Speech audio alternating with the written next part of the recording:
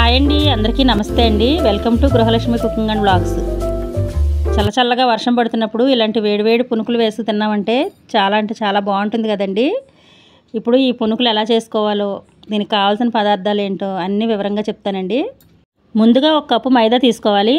మనం మైదా ఏ కప్పుతో అయితే తీసుకున్నామో అదే కప్పుతో 2 కప్పులు నిండుగా ఇడ్లీ పిండి తీసుకోవాలి.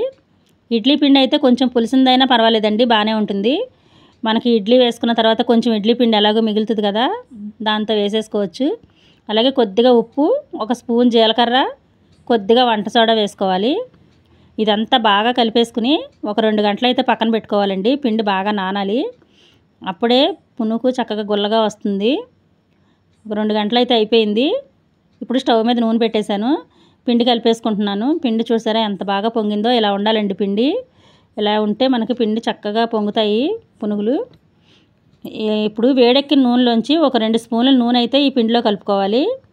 ఈ నూనె కలుపుతాం అయితే మాత్రం స్కిప్ చేయకండి, పునుకు షైనింగ్గా వస్తుంది. నూనె కలుపుతాం వల్ల లోపల కూడా చక్కగా ఉడుకుతుంది. చూడండి, అలాగే కొంచెం కొంచెం పిండి తీసుకుంటా పునుకులను వేసేసుకోవాలి.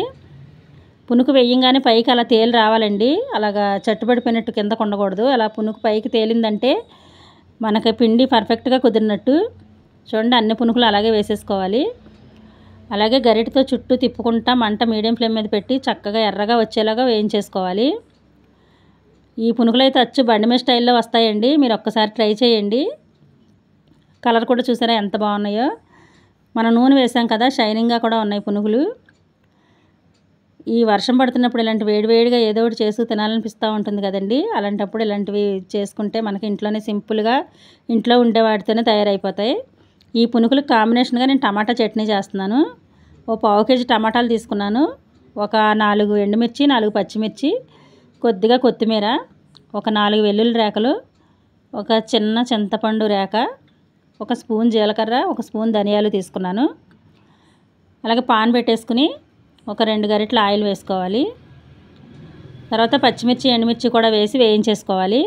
ఈ పచ్చిమిర్చి, ఎండుమిర్చి కొంచెం వేగిన తర్వాత టమాటాలు కూడా వేసేసుకోవాలి. నేను టమాటాలు అయితే కట్ చేయలేదండి, నేను చెర్రీ టమాటాలు తీసుకున్నాను, అందుకని వేసేస్తున్నాను. అందులోనే వెల్లుల్లి రేకలు, కొత్తిమీర, కొద్దిగా చింతపండు, అలాగే 1 స్పూన్ ధనియాలు, 1/2 స్పూన్ జీలకర్ర, పచ్చడికి సరిపడా ఉప్పు కూడా వేసేసుకోవాలండి. నేనైతే కల్లుప్పు వేస్తున్నాను. ఇవన్నీ వేసేసిన తర్వాత ఒకసారి అంతా బాగా కలిపేసుకుని మూత పెట్టి ఒక 5 నిమిషాలు టమాటాలు మగ్గనివ్వాలి ఆయిల్లో. ఒక 5 నిమిషాల తర్వాత మనం చూద్దాం. 3 నిమిషాల తర్వాత బాగా మగ్గిపోయింది. టమాటాలు మగ్గిపోయాక ఒక గ్లాసు నీళ్లు పోసేస్తున్నాను. ఇవి బాగా ఉడకాలి. టమాటాలు ఉడికి కొంచెం దగ్గర పడుతున్నప్పుడు కొంచెం నీళ్ళు ఉండగానే స్టవ్ ఆపేసుకుని బాగా చల్లారనివ్వాలి. ఇప్పుడు ఈ టమాటాలని మిక్సీ పట్టేసుకోవాలి. ఈ టమాటా చట్నీ అయితే మాత్రం బండి మీద పునుకులు టమాటా చట్నీ వేస్తారు కదండి, సేమ్ అదే టేస్ట్ వస్తుంది. ఒక్కసారి అయితే తప్పకుండా ట్రై చేయండి. పచ్చడి అయితే మెత్తగా నలిగిపోయింది. ఇప్పుడు దీన్ని అయితే తాలింపు వేసేసుకుందాం. 1 స్పూన్ తాలింపు గింజలు, 2 ఎండుమిరపకాయలు తుంపేసుకున్నాను, కొద్దిగా కరివేపాకు వేసి తాలింపు వేసేసుకున్నాను. ఇంతేనండి, పునుకుల్లోకి కాంబినేషన్ టమాటా చట్నీ సూపర్గా రెడీ అయిపోయింది. ఇప్పుడు సర్వింగ్ ప్లేట్లోకి పునుకుల్ని పెట్టేస్తాను. ముందుగా వేడివేడి పునుకులు ఈ టమాటా చట్నీతో తింటే సూపర్ అంటే సూపర్గా ఉంటాయండి. మనకి బండి మీద తిన్నట్టు ఉండాలంటే ఉల్లిపాయ ముక్కలు, పల్లి చట్నీ కూడా వేసుకున్నామంటే ఇంకా ఎన్ని పునుకులైనా వెళ్ళిపోతాయి. ఇలా చేసి ఇచ్చారంటే మీ ఇంట్లో వాళ్ళు మిమ్మల్ని తప్పకుండా మెచ్చుకుంటారండి. ఒక్కసారి అయితే తప్పకుండా ట్రై చేయండి. ఇంతేనండి, ఇలాంటి మరిన్ని మంచి వీడియోస్ కోసం మా ఛానల్ని అయితే సబ్స్క్రైబ్ చేయండి. అలాగే మా వీడియో నచ్చితే మాత్రం తప్పకుండా ఒక లైక్ చేయండి. మీరు లైక్ చేయడం వల్ల మా వీడియో ఇంకొంత ముందుకి రీచ్ అవుతుంది. అలాగే మా వంటలు ఎలా అనిపిస్తున్నాయో కూడా తప్పనిసరిగా కామెంట్ చేయండి. అలాగే పక్కనున్న బెల్ ఐకాన్ని ప్రెస్ చేయండి. మేము పెట్టే ప్రతి వీడియో మీకు వెంటనే వస్తుంది. Thank you for watching.